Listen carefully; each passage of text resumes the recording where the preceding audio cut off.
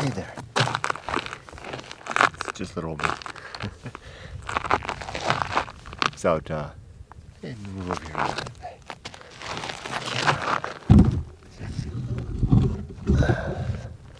I was just out at the, out in the desert, just checking things out. Kind of looking for, well, whatever. Went up on a little ridge and turned the lights off and just soaked up this emptiness. I got a little companion back there with the moon. It reminds me of a poem I remembered that I learned a long time ago. Let's see if I can remember it. I think it's like Dickens or something. No, not Dickens. He was a female author in early American history. The poem goes like this. It's about her riding her carriage through the woods at night and being scared at night, and then seeing the moon and feeling reassured by the friendly, the familiar, appearance of the moon. So it goes like this. It goes, and remember, back in the old days, they called the moon Cynthia. It goes, O fair Cynthia, all homage that I may unto a creature, unto thee I pay. In lonesome wood, to meet so kind a guide, to me's more worth than all the world beside. And I really do feel that tonight. This is my first night out here in the deep water wilderness, alone. First time ever to spend the night out here. Ever since I came back to America, I've been teasing at the edges of the desert, but not really came out. And now I'm in it now. There's no going back now. I'm in here for the night. I've got my little tent. You can't quite see it. The camera, but maybe you can see right there. It's not much of a tent. It's just a little, what do you call it? Bivvy. That's all. So I really can't hide in there now because it's the air's still too hot. I'll sweat in there. So I'm stuck outside, which is good. Forcing me to get out. When you turn off the light, it's awfully darn dark. I turned the light on earlier and just kind of swung it around to see if there was anything in the desert. And right behind me, like probably just 20 feet back, there was a desert fox right there. Bold as all everything. Just stayed right there the whole time. Well, anyway, I started this video for a reason. I wanted to do my good life meditation. So let's go ahead and go through it. I'm exhausted. Long day, long motorcycle ride, long hike. A little bit freaked out being out here all by myself. But still, let's do this. Okay, good life meditation begins with, and this is something that I do every day, usually in my mind. Sometimes I'll speak it out loud. I ride a motorcycle, so I can easily do that when I'm riding. No one knows I'm doing it. But I do this to remind myself of what's important to me and to help me to be the man that I want to be. To live well, to live a deliberate life, and not just to whittle my days away. Joy, I am definitely borrowing heavily from Thoreau right there. When he said, I went to the woods for as good a reason as I left the woods for as good a reason as I went to them. I had more lives to live. No, that's not it. Oh, anyway, I can't remember him. So forgive me, I'm a little scatterbrained. So. Okay, so the first thing is the affirmation of human and civil rights. Just reminding myself of that we're basically human beings are equal, and we needed to be accorded and afforded respect and rights in equal measure. Now I have 5 objectives. These are the things that I'm striving for. The first is the objective of the good and effective use of time. Just to make good use of my time. I mean, it's amazing how helpful this is throughout the day to ask myself, is this a good use of my time? Is watching a rerun for the 3rd time really the best thing I could be doing? Is there something better I could be doing with these moments? 2, the development and maintenance of good, sound life principles. These are the 20 that I'm going to mention in just a minute.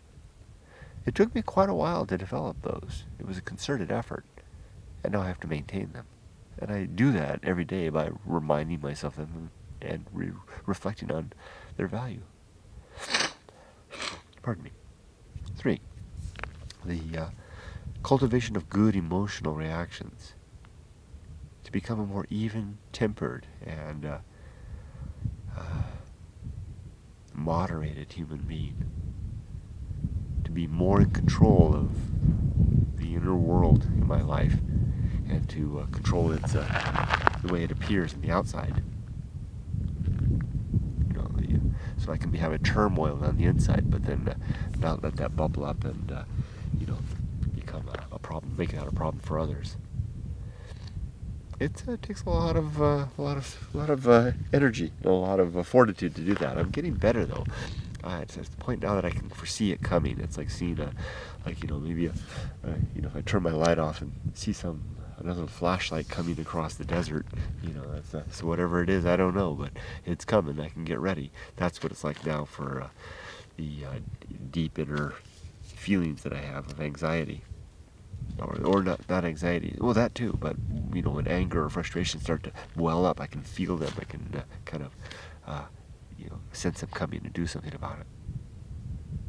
And the result is that I become a more even-keeled, like I said, and a temperate human being. Next is the homunculus. No, sorry, I'm getting ahead of myself. So first was good and effective use of time, and development and maintenance of good, sound life principles. 3 was the cultivation of good emotions. 4 is the performance of good actions, just doing good things. And 5 is the recognition of true limits and opportunity. So keeping a realistic picture on what lays before me and what's outside of my reach.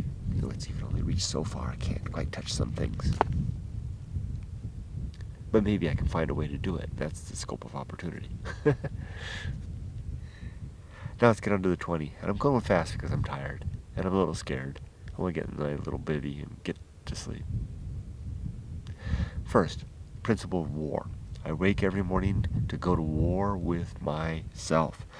I want to take down my principles. I want to destroy everything that I hold true and dear and all the things that I believe. Not really, I'm being melodramatic, but what I'm trying to say is that I don't want to hold on to anything that's futile or wrong. Futile, dangerous, what's some other good words for things that are just basically useless or just dead wrong. Pardon me. So I strive to flesh that out, especially with myself, namely with myself. 2, the principle of reason and the sub-principles of honesty and objectivity. Reason is my tool to uncover what is true, and I do that by assembling facts and then trying to make sense of the facts in logical, reasoned ways. 3, the homunculus that's the little man that lives behind my head. Not really, but I kind of pretend there's a little guy back there, and I do that for one real purpose. I want to remind myself of my mortality, that this consciousness that I have is nothing more than another biological function, similar to having a kidney or a liver or fingers, right? These serve some utility. And just like these things, when my body dies, so too will the consciousness die. And there's no good reason to believe that any of this is going to survive into any sort of afterlife. We tell ourselves that type of stuff to us. What was that?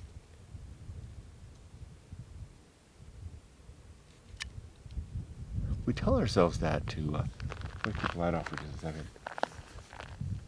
Well, actually, the light is quite good now. I can see the desert quite well without flashlight. It's getting cold. Pardon me. We tell ourselves that to push back the fear of the dark, the scariness of death. We have a pretty good past precedent to give an idea of what comes after death, and that is the remembrance of, or lack thereof, of what it was like before we were alive. It's a very good reason to think that that's exactly what we'll be like after we're dead. The homunculus is my way to remember that. So 4, the home of good and evil. Good and evil reside with the homunculus. Let's stand up for a second. Good and evil reside with the homunculus. They don't live out here in the dark in the desert. There is no good or evil floating around out here. It's all in my head. It's an opinion and it is subjective. That's a good thing.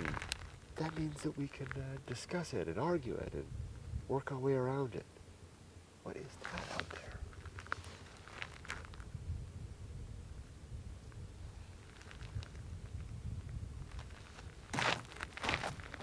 What is that?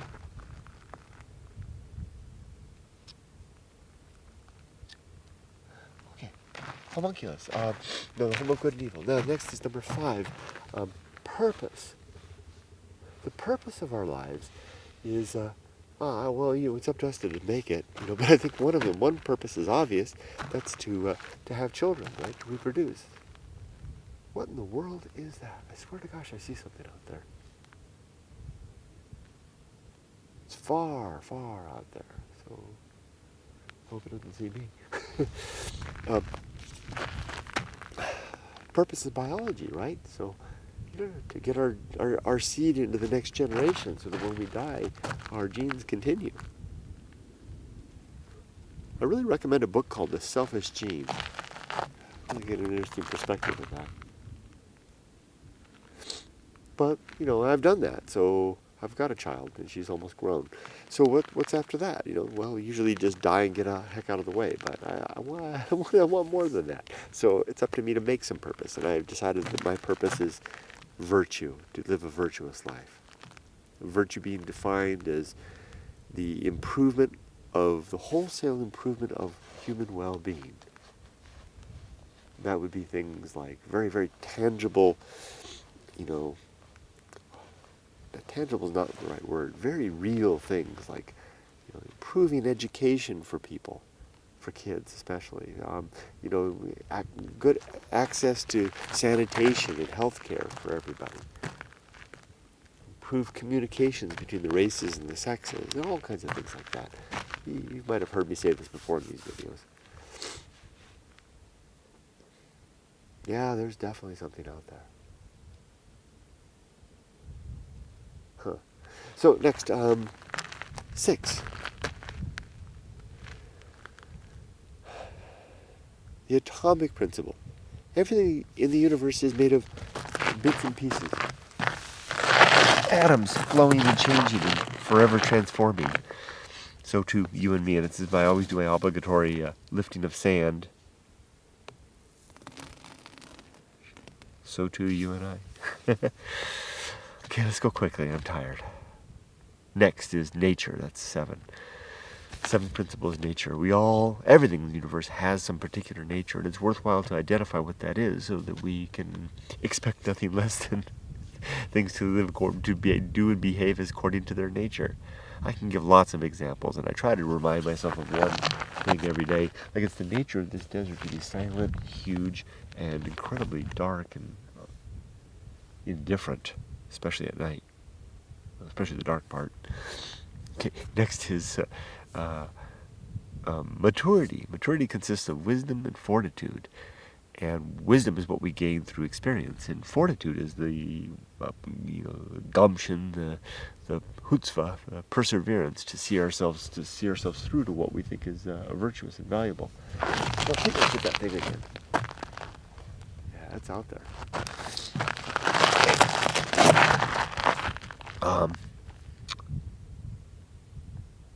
And maturity is something we gain over the course of our lives by cultivating both of those, by husbanding, for lack of a better word, our experiences to remember them and to be able to learn from our mistakes, and then have the fortitude to see through to what we believe are virtuous ends.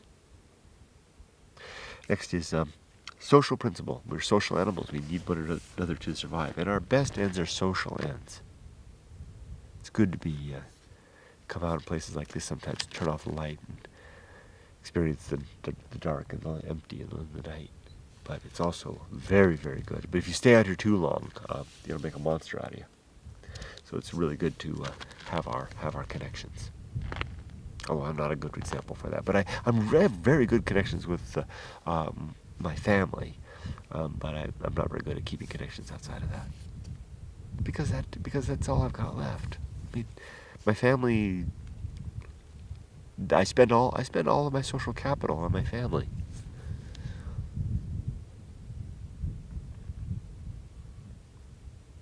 It's interesting. I hadn't thought about that before, but I think that's true. Okay, next is the Feast of Offal. Feast of Offal is the consumption, the waste and byproduct of our unprincipled, undisciplined living. When we get angry and frustrated, and we don't live a virtuous life, we it spills out from us. We throw it out upon others. All the bad energy and vibes that come out, and then we do that to ourselves as well. But the thing is, we consume it. We swallow it. Oh, earlier I told you about the fox, right? Yeah. Let's see if the fox is back right behind me before. And but the way that it swaggered and the way that fox had so much confidence, I'm sure that it's the top predator out here. No mountain lions, I don't think.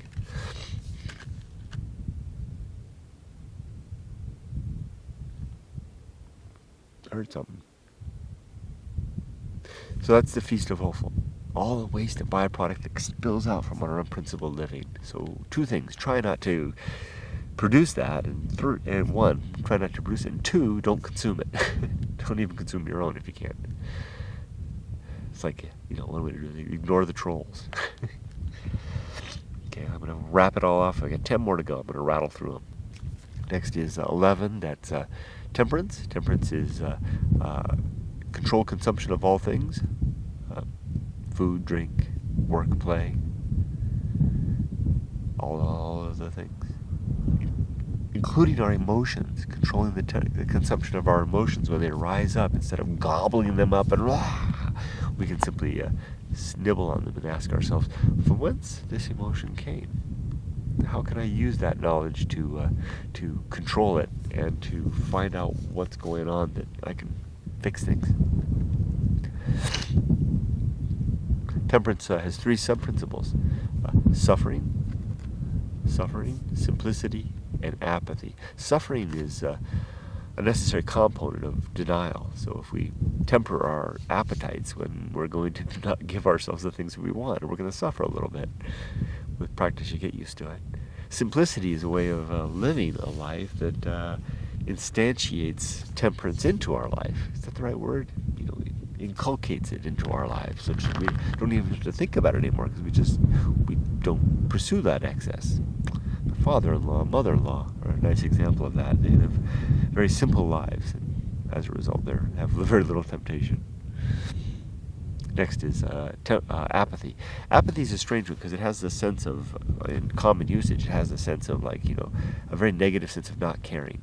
But apathy can also, and it can be that, but also it can be the state of recognizing what is outside of our control and not expecting ourselves to be able to control things that are outside of our control.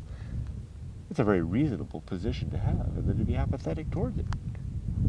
There's not much I can do about the guy who's tailgating me behind me other than to try to get out of the way. Getting mad at him isn't going to really do much except perhaps cause a fight or something like that.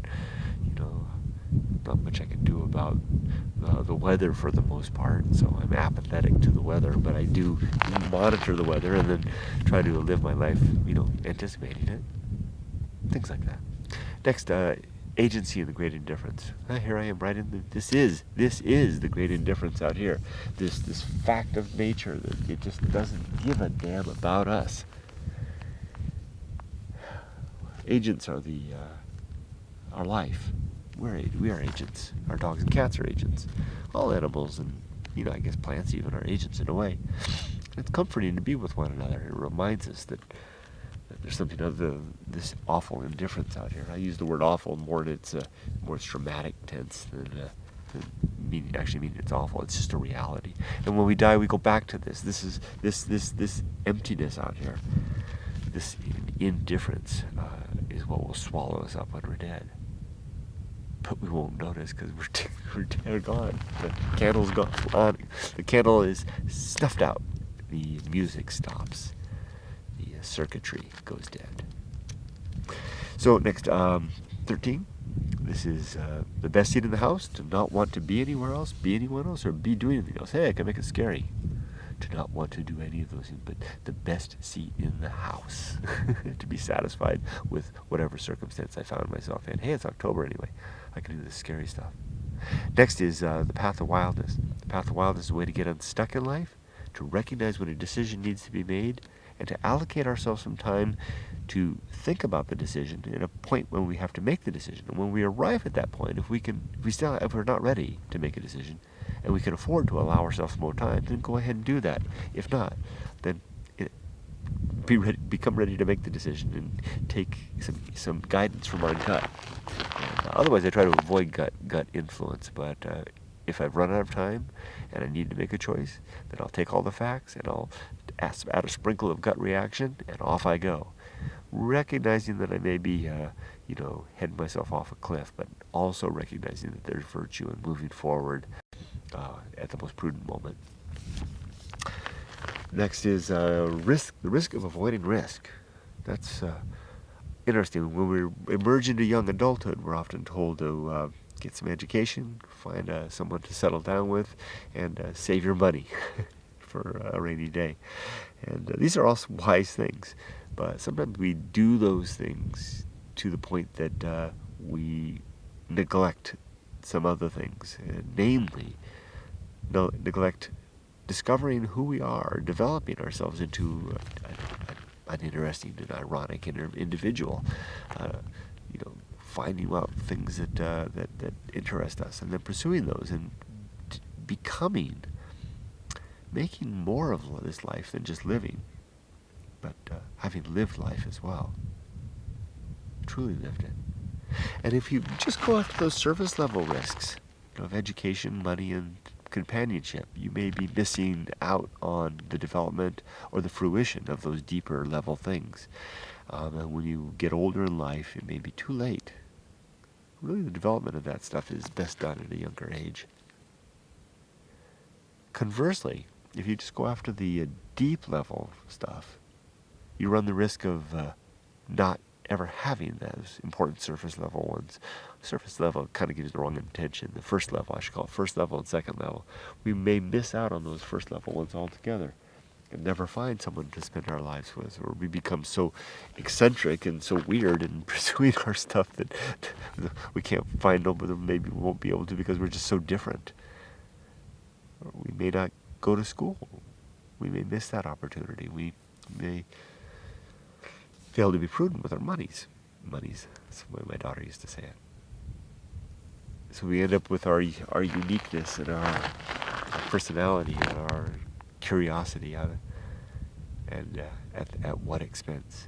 There's that song by Sarah McLachlan, "Building a Mystery," and whenever I hear that song, the person that she's speaking to, I wonder if that's an example of a person that might be going too far the other way. If anything, I've probably gone too far the other way as well. And it's cost me, but I'll tell you, I'm glad I did, though. And, I've been very lucky because I managed to get for the most part, some of the other part as well. I got a decent education. I did get the girl, but the money thing remains elusive. It slips through my fingers. So the point I want to make is go after those first level risks, but beware missing out on trying to go after becoming the person that you want to be, finding out what your nature is and living accordingly. A rare individual can do both. You have the surface level risk, satisfy the surface level risk, avoid those and the deep ones. Now let's move on. Sin and damnation. There are 5 types of sin in my worldview. The first is falsity, accepting or living by anything that's false, simply untrue. 2 is credulity, being overwillingness or eagerness to believe. 3 is faith, which by its very definition is absurd. The evidence of evidence of things unseen, believing things with insufficient or in spite of good evidence. This is not a good thing to do. I don't know how it got to become a virtue. I know, because it's a shortcut to where you want to be. 4 is superstition, and 5 is dogma. Dogma is wisdom by prescription. Superstition, of course, is just another form of credulity. The consequence of these things, of giving into these sins, is damnation. Not complete and utter, not at all. Just it's but damnation not in an afterworld. Damnation in the here and now, in this moment. Okay, next, go quickly. I'm going to wrap up. Next is complete oblivion. When we die, we were completely gone. There will be no final reunion with the ones who have gone before or will follow. No reconciliation with those that we left with unsettled issues, and no final judgment. No justice, I mean. So we better work on those things in the here and now, the only chance we get. At least there's no good reason to think we have any other chance. Next is the Great Life Adventure. The Great Life Adventure is an opportunity to explore our nature, develop our nature, and live it, and then have a great feast of living that we can then leave us satisfied for the rest of our living. Next is the Season of Philosophy, which is a time to record whatever we've learned through the years of our Great Life Adventure and the experiences that we had. Watch out, the words may come. And when they do, you better write them down, because when it passes, when they may eventually pass, and you may lose that ability. And finally, the arena and utility. Simply recognizing that everything about this life is an opportunity to pursue our objectives and to develop and live according to our principles. And with that, I'm going to drop off, and I'm going to turn off the light. I'm going to wish you all well, and have a great evening and a wonderful day. Make it a good life. Take care.